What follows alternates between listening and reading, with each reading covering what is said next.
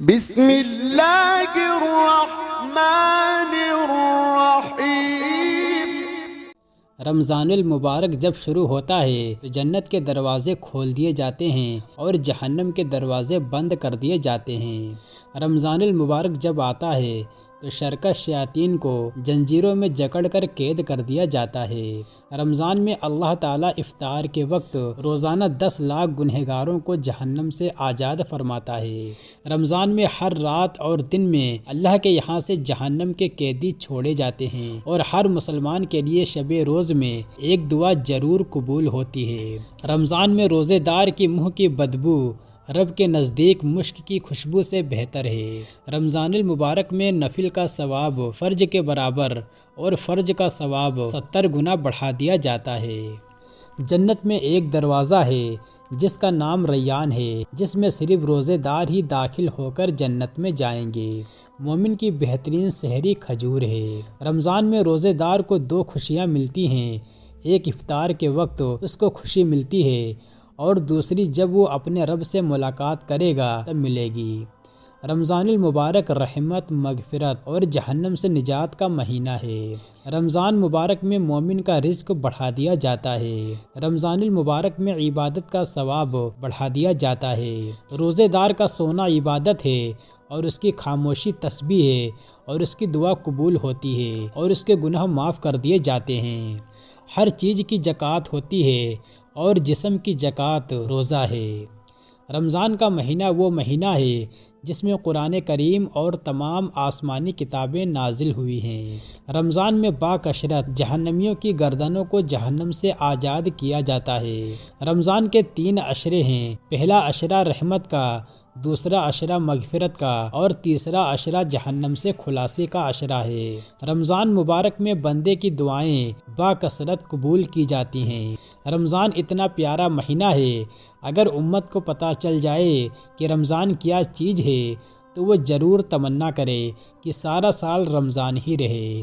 جب رمضان کا مہینہ آتا نبی پاک صلی اللہ علیہ وسلم کا رنگ متغیر ہو جاتا، آپ کی نمازیں زیادہ ہو جاتی ہیں، آپ دعا میں گڑگڑانے لگتے اور آپ پر خوب طاری ہوتا۔ رمضان کا مہینہ رحمتوں کا مہینہ ہے، جتنی نیکیاں بٹورنا چاہو بٹور لو۔ رمضان میں خوب قرآن پاک پڑھو، خوب عبادت کرو۔ رمضان میں خوب نماز پڑھو، استغفار کرو، درود پڑھو اور گناہ سے بچو۔ جہاد کرو، غنیمت پاؤ گے، روزہ رکھو، صحت پاؤ گے، سفر کرو، مالدار ہو جاؤ گے۔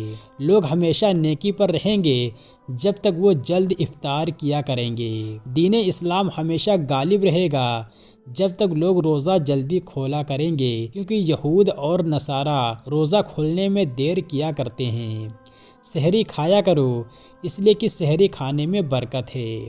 سحری کھانے میں برکت ہے، اسے نہ چھوڑو، چاہے پانی کا 1 گھونٹ ہی پی لو، کیونکہ اللہ پاک اور اس کے فرشتے سحری کھانے والوں پر درود بھیجتے ہیں۔ روزہ ایک ڈھال ہے جس کے ذریعے انسان جہنم سے تحفظ حاصل کر لیتا ہے۔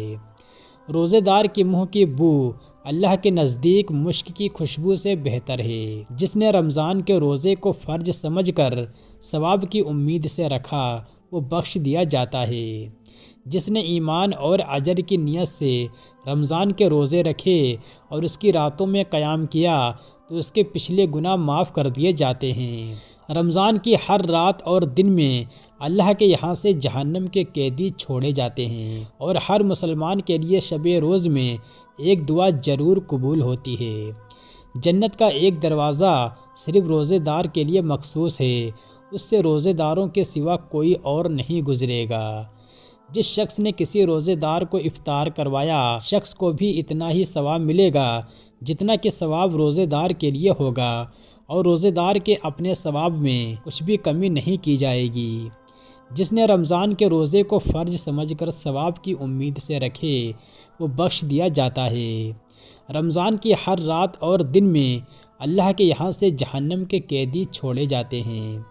رمضان میں ہر مسلمان کے لیے شب روز میں ایک دعا ضرور قبول ہوتی ہے۔ رمضان کے مہینے میں روزانہ اللہ پاک روزانہ افطار کے وقت 10 لاکھ ایسے گنہگاروں کو جہنم سے آزاد فرماتا ہے جن پر گناہوں کی وجہ سے جہنم واجب ہو چکی تھی۔ سحری کھانے والوں پر اللہ تعالیٰ اور اس کے فرشتے درود بھیجتے ہیں۔ روزہ ایک ڈھال ہے جس کے ذریعے انسان جہنم سے تحفظ حاصل کر لیتا ہے۔ رمضان المبارک قرآن کریم کا مہینہ ہے۔ اللہ تعالیٰ نے اس مہینے میں قرآن کریم نازل کیا، بلکہ دیگر آسمانی کتابیں بھی اسی مبارک مہینے میں نازل ہوئی، اس لیے اس مہینے کو قرآن کے ساتھ بہت گہری مناسبت پائی جاتی ہے، اور اسی وجہ سے اس مہینے میں سال بھر کے مقابلے میں سب سے زیادہ قرآن کریم پڑھا جاتا ہے، اور پڑھنا بھی چاہیے، کیونکہ قرآن کریم کا مہینہ ہونے کے اعتبار سے اس کا حق بھی یہی بنتا ہے۔ جب تم میں سے کوئی اپنے رب سے باتیں کرنا چاہے تو اسے چاہیے کہ وہ قرآن کریم پڑھے۔ لوگوں میں سب سے بڑا عبادت گزار وہ ہے جو سب سے زیادہ قرآن کریم کی تلاوت کرنے والا ہے۔ نبی صلی اللہ علیہ وسلم نے فرمایا، میری امت کی سب سے افضل عبادت قرآن کریم کی تلاوت ہے۔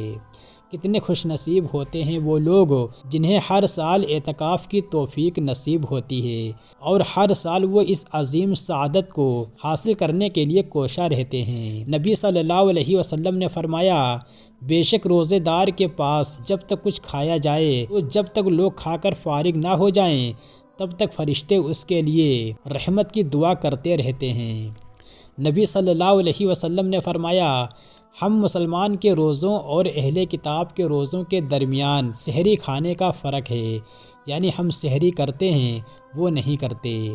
سحری کی طرح افطاری بھی ایک سنت اور عبادت کا عمل ہے جس میں برکتیں اور رحمتیں رکھی گئی ہیں۔ اللہ تعالیٰ افطاری کے وقت میں بندوں کی مغفرت فرماتے ہیں۔ اللہ تعالیٰ افطاری کے وقت دعائیں قبول کرتا ہے اور جہنم سے لوگوں کو آزاد کیا جاتا ہے، اس لیے اس اہم وقت کی قدر کرنی چاہیے۔ افطار کے وقت دعا قبول ہوتی ہے۔ حضرت عبداللہ بن عمر رضی اللہ تعالیٰ عنہ کے بارے میں آتا ہے کہ وہ افطار کے وقت اپنے اہل و عیال کو لے کر دعا کیا کرتے تھے۔ نبی صلی اللہ علیہ وسلم نے فرمایا، روزے دار کے لیے اس کے روزہ کھولنے کے وقت ایک مقبول دعا ہوتی ہے جو رد نہیں کی جاتی ہے۔